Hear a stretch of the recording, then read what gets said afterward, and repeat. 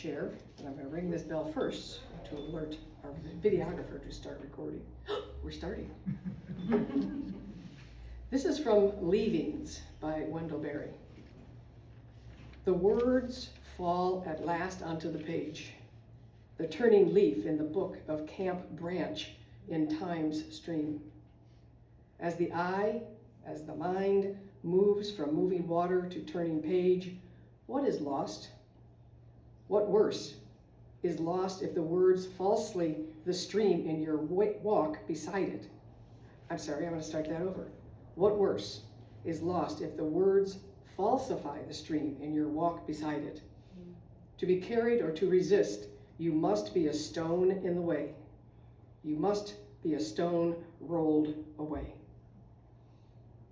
It's my pleasure to introduce Reverend Dr. Jennifer Yocum back with us today. Message. Ta-da! Ready? Yeah. Go. Go.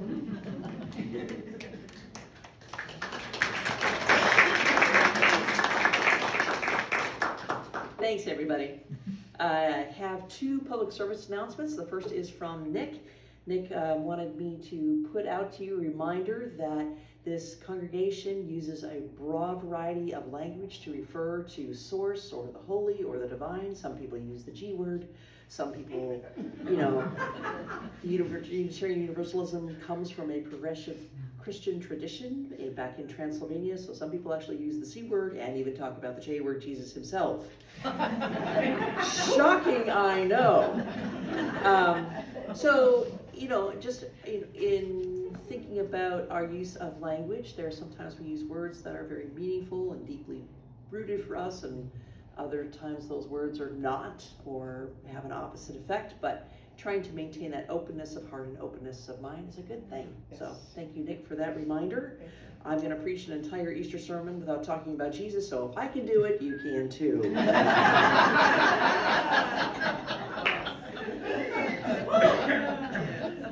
The second public service announcement is a notice. Some of you know this very well and others may not, that within the next 4 to 6 weeks, the fish at Highway 101 and 126 will be removed, along with all the other public art that's along Highway 101.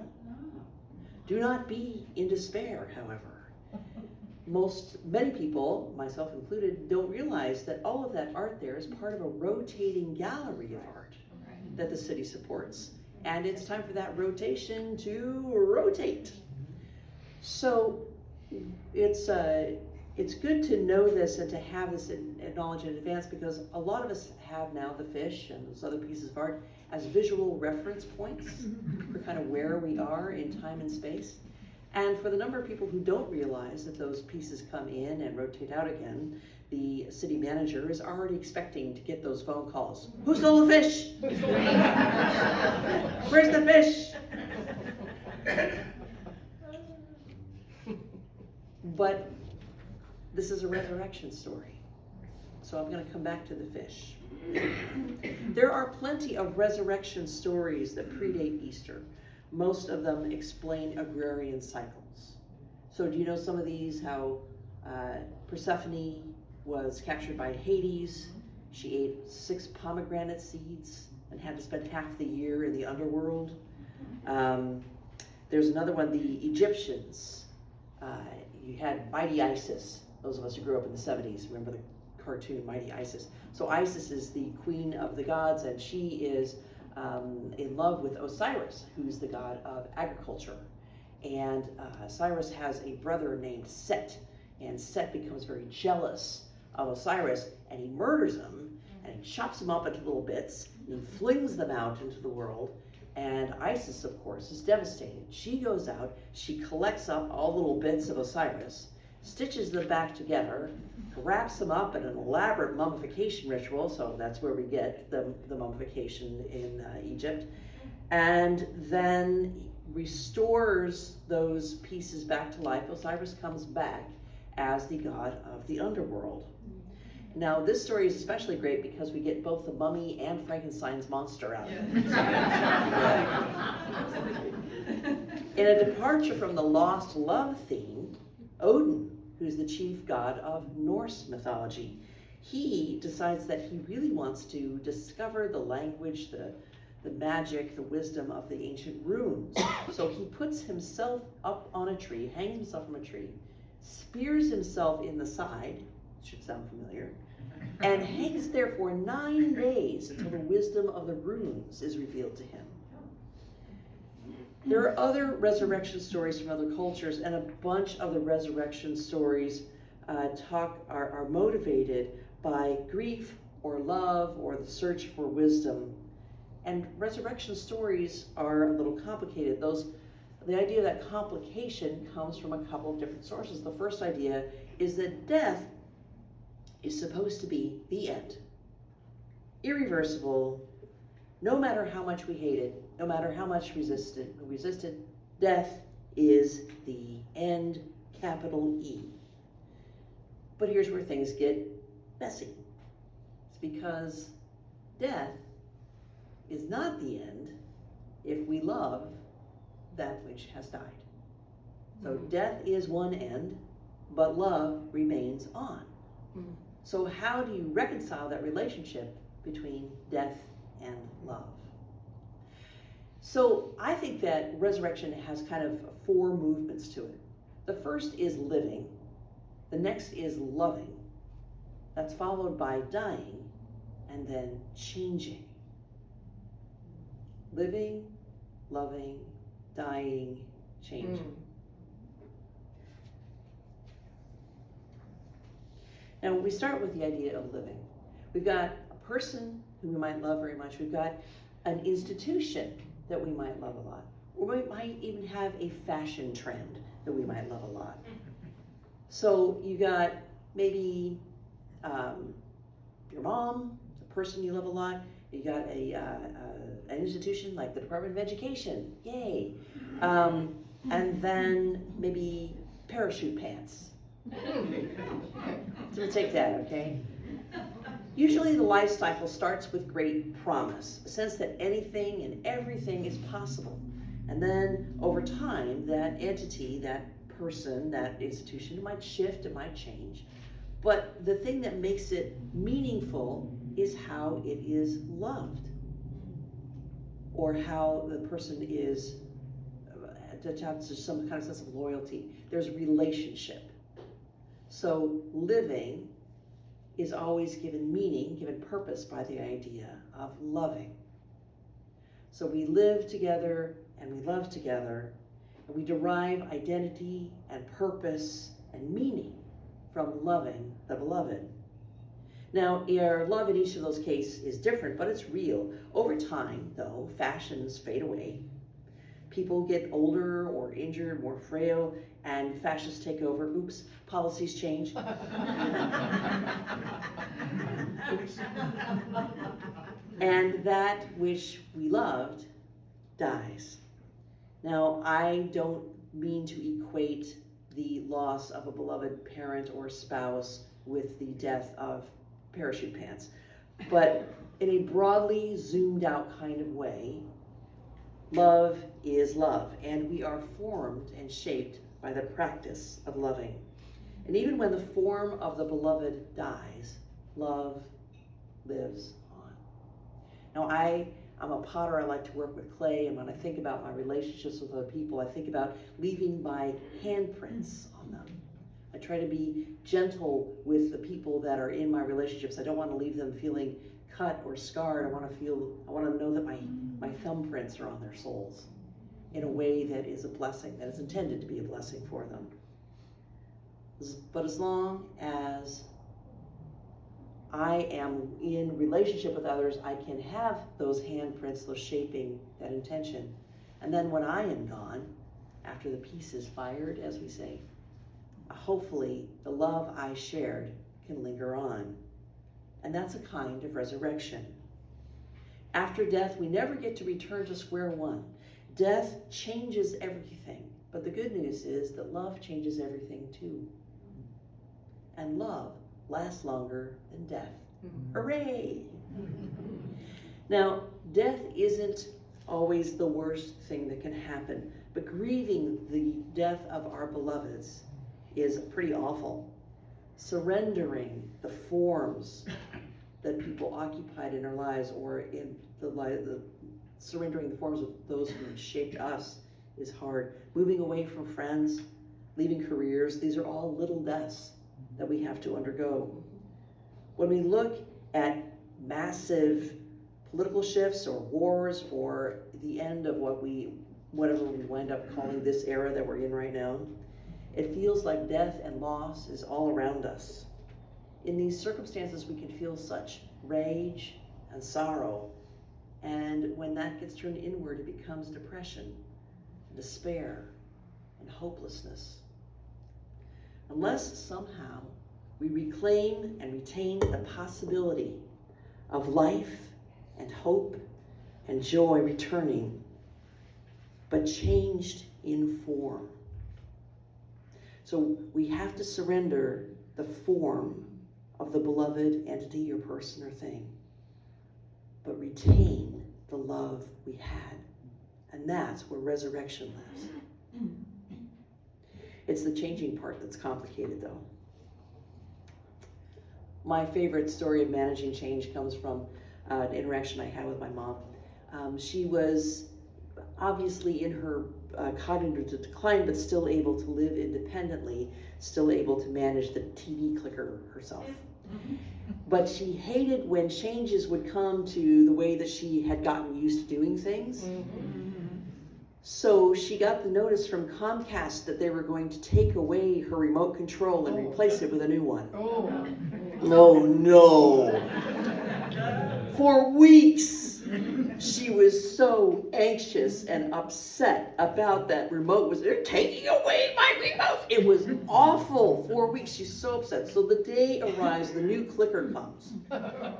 And she waits for me to come to her to set it up. And I do the code, whatever it is, and I say, Mom, check out the button on the clicker. It looks like a little microphone. You press that button, it will automatically take you to your shows. You don't have to remember what channel they're on anymore. And if you click it, and you can tell it to record your shows. She's like, no way. I said, give it a try. She got the thing in her hand, she pressed the button, she says, Chicago Fire. And it went right to her show. The joy for weeks. All she could talk about how much she enjoyed her new clicker. And this is what we can forget sometimes. That sometimes change is not bad. Sometimes it might actually work out pretty well. My friend Deb over here tells me all the time, what's the best that could happen? I don't know. Very good. We're in a time when a lot of forms are changing, or dying, or even being destroyed, like the East Wing of the White House. A lot of those forms have to do with the shape of American democracy as we've known it. We are now in a time of self-inflicted social, political, and economic upheaval at a pace that is breathtaking. And I have to admit, I am the first in line to shout no and resist that dying and those changes.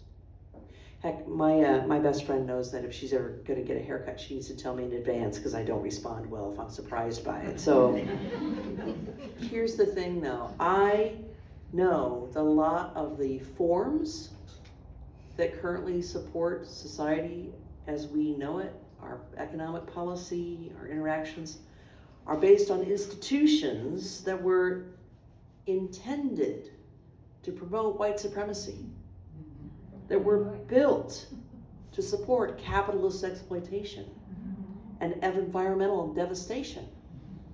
So a lot of these forms that are dying have needed to die for some time. Now, I don't like it. I don't like the way it's happening. I don't like the process. I don't think it's very well thought out. I abhor the greed and the violence and the cost to humanity, at home and abroad. But I believe in the power of resurrection. And I believe in the necessity of choosing life over death. The creativity of allowing new forms to emerge.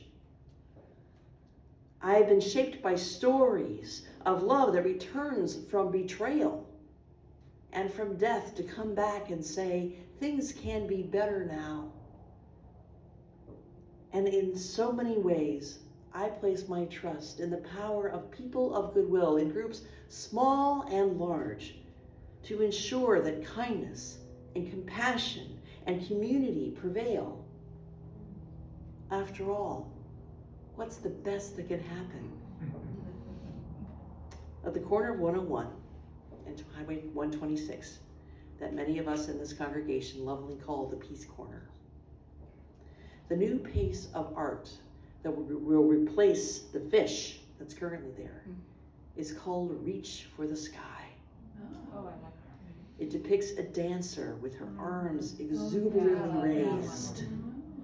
It's 13 and a half feet tall, and then on top of the plinth it'll be another 2 feet or so.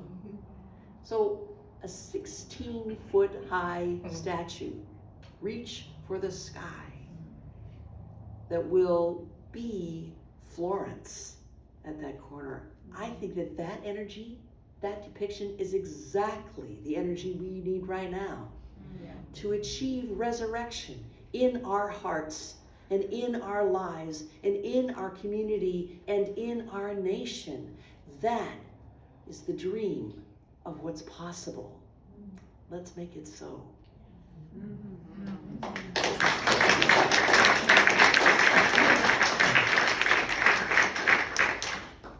Thank you.